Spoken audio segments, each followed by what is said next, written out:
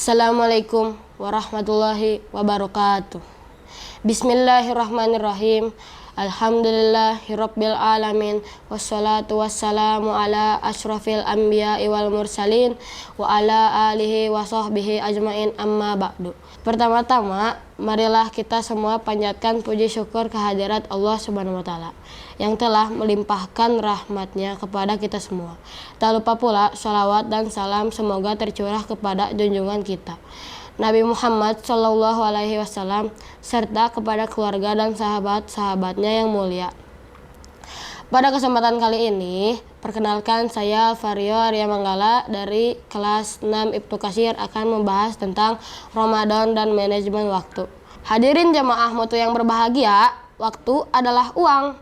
Time is money. Demikian pepatah barat mengatakan, dalam Islam waktu bukan sekedar uang. Bahkan waktu itu adalah kehidupan itu sendiri. Demikian pentingnya waktu pada beberapa ayat. Allah sampai bersumpah dengannya. Wal fajri, demi waktu fajar. Wal laili, demi waktu malam. Wat duha, demi waktu duha. Wal ashr, demi masa. Ramadan telah melatih manajemen waktu dengan adanya sunnah mengakhirkan sahur dan menyegerakan berbuka. Juga dengan keutamaan sholat berjamaah pada awal waktunya.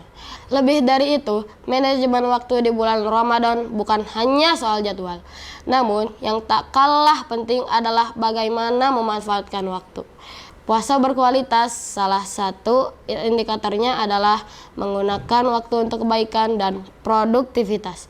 Sebaliknya, menghindari hal-hal yang tidak manfaat bagi dunia maupun akhirat.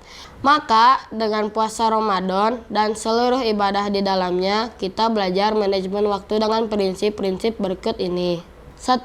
Menjadikan ibadah sebagai prioritas utama. Ketika mengatur waktu atau menyusun jadwal, kita harus menggunakan jadwal ibadah mahdhah sebagai prioritas utama. Baru setelah itu, agenda-agenda lainnya menyelesaikan. Jangan dibalik, karena ada agenda, lalu waktu ibadah kita terkalahkan. Di bulan Ramadan, waktu ibadah itu misalnya berbuka puasa. Jika sudah waktunya, kita perlu menyegerakan. Jangan sampai tertunda oleh sesuatu, bahkan oleh kajian atau majelis zikir sekalipun. Sedangkan di seluruh bulan, baik Ramadan maupun lainnya, jadwal sholat harus kita utamakan. Innas sholata kanat alal mu'minina kitaban mauquta. Sesungguhnya sholat itu adalah fardu yang ditentukan waktunya atas orang-orang yang beriman. Quran Surat An-Nisa ayat 103. Artinya, bagaimana kita menyusul jadwal agar tidak menabrak waktu sholat. Sehingga ketika azan berkumandang, kita bisa segera berangkat ke masjid untuk menunaikan sholat berjamaah. 2. Memastikan waktu kita produktif. Islam ingin membangun masyarakat mulia. Masyarakat yang dipenuhi dengan kebaikan di dunia, yang kemudian mengantarkan kepada kebaikan di akhirat. Ciri utama masyarakat mulia adalah masyarakat yang menggunakan waktunya untuk hal-hal yang bermanfaat dan produktif. Sebaliknya, masyarakat yang tidak produktif, masyarakat yang menyibukkan waktunya untuk hal-hal yang tidak bermanfaat. Mereka adalah masyarakat yang merugi, sebagaimana firman Allah Subhanahu wa taala dalam surat Al-Ashr. Wal 'asr innal insana lafi khusy illal ladzina amanu wa amilus solihati wa tawasau bil haqqi wa tawasau bis sabr. Demi masa, sesungguhnya manusia itu benar-benar dalam kerugian, kecuali orang-orang yang beriman dan mengerjakan amal soleh dan nasihat menasehati supaya mentaati kebenaran dan nasihat menasehati supaya menetapi kesabaran. Quran Surat Al-Ashr 1-3. 3. Menjauhi hal-hal yang tidak bermanfaat. Prinsip manajemen waktu ini bersumber dari sabda Rasulullah SAW. Min husni islamil mar'i tarkuhu ma la ya'nihi. Di antara tanda kesempurnaan Islam seseorang, ia meninggalkan hal yang tidak bermanfaat baginya. Hadis riwayat At-Tirmizi dan lainnya. Hadis ini pendek tetapi maknanya dalam dan mengandung pelajaran yang sangat luas.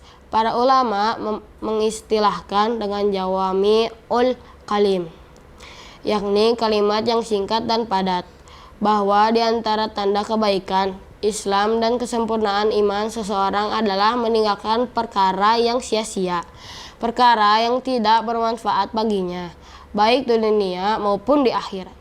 Hadis ini juga mengajarkan prinsip manajemen waktu, yakni hanya mengisi waktu dengan hal-hal bermanfaat, sebaliknya meninggalkan hal-hal yang tidak bermanfaat.